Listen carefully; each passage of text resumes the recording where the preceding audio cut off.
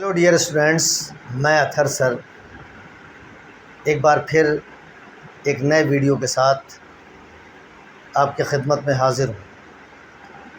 आज का वीडियो शुरू करने से पहले मेरी एक छोटी सी रिक्वेस्ट है आप सबसे। जो लोग भी मेरे वीडियोस के ज़रिए अपनी इंग्लिश को बेहतर बना रहे हैं वो प्लीज़ मेरे वीडियोस को पूरा देखें, क्योंकि आप सब इस बात को जानते हैं और महसूस भी करते होंगे कि कम ज्ञान बड़ा ख़तरनाक होता है।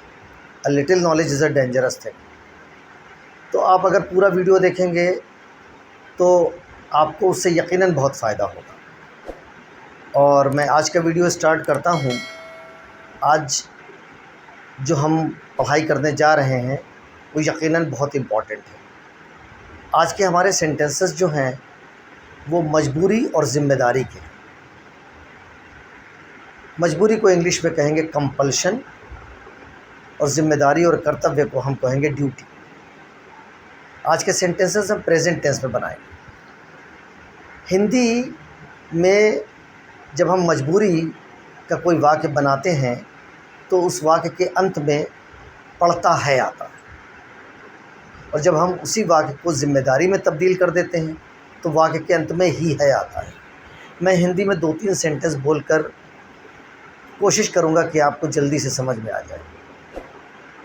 उदाहरण के तौर पर एक लड़का कहता है कि मुझे कॉलेज जाना पड़ता है।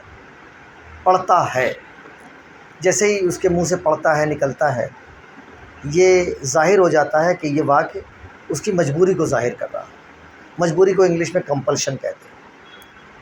और जब हम इसे ज़िम्मेदारी में तब्दील कर देते हैं तो ये वाक्य ऐसे बनेगा कि मुझे कॉलेज जाना ही है।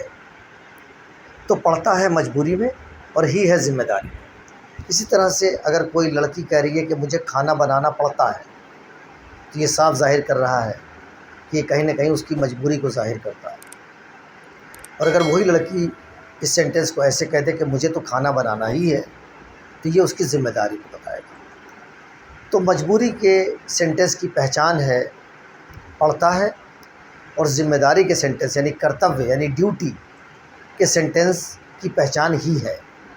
अब हिंदी में तो ये 2 पहचानें हो गई, और इसकी सबसे अच्छी बात यह है कि जब आप इंग्लिश में बनाते हैं तो चाहे वो मजबूरी का सेंटेंस हो चाहे ज़िम्मेदारी का हो, दोनों की जो इंग्लिश बनती है वो एक बनती है। अब अक्सर मुझसे ये बच्चे कहते हैं कि अगर हम इंग्लिश में सेंटेंस बोल रहे हैं तो सुनने वाले को ये कैसे पता चलेगा कि ये सेंटेंस मजबूरी में है या ज़िम्मेदारी में है।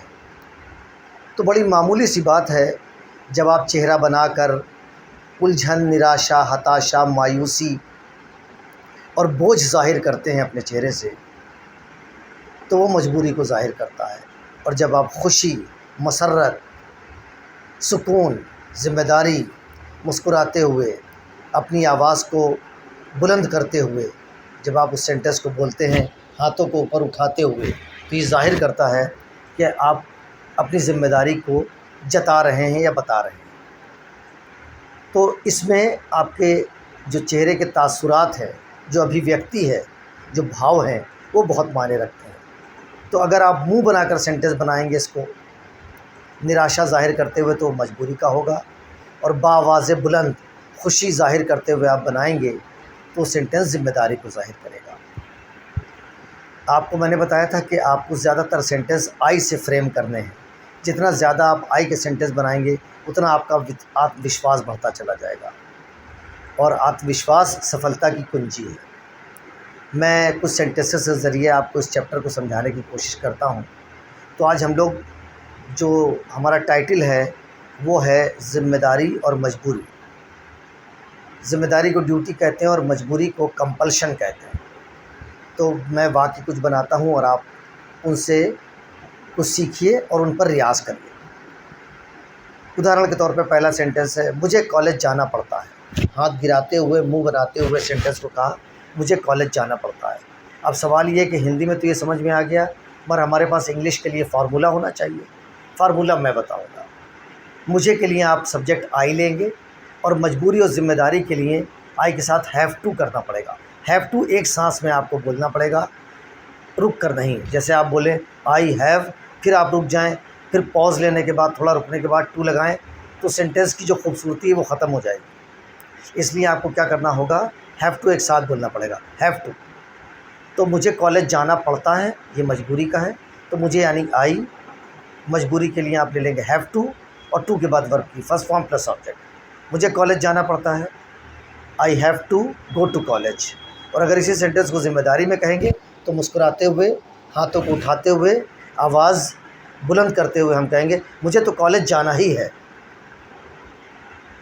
ये साफ ज़ाहिर कर रहा है ही है कि आप इसको ज़िम्मेदारी के तौर पे लेते हैं।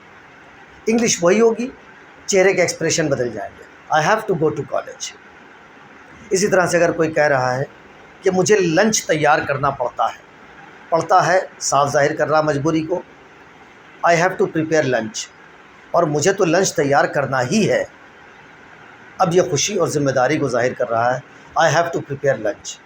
सिमिलरली एक सेंटेंस और लेते हैं, मुझे राम की मदद करनी पड़ती है। ये साफ लग रहा है कि कहीं ना कहीं झल्लाहट है, मजबूरी है और एक कंपल्शन उसके ऊपर है। तो यकीनन ये बात खुशी से नहीं बनेगी, मुंह बनाते हुए बनेगी, यानी निराशा, हताशा, उलझन को ज़ाहिर करते हुए, I have to help Ram.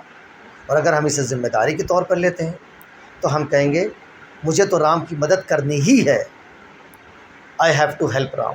तो आपने देखा कि मजबूरी के लिए हिंदी में अलग सेंटेंस है, ज़िम्मेदारी के लिए अलग है, और जब हम इंग्लिश में बनाते हैं तो दोनों की एक ही इंग्लिश बनती है। बस जब आप निराशा और आवाज़ नीची करते हुए लो पिच पे बोलते हैं, मुस्कुराहट ख़त्म हो जाती है, तो वो मजबूरी को बताता है, और मुस्कुराहट के साथ आवाज़ को बुलंद करके हाई पिच पे जब आप बोलते हैं तो ज़िम्मेदारी को बताता है।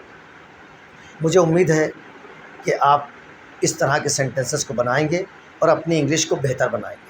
अगले वीडियो का इंतज़ार करिए। Thank you so much.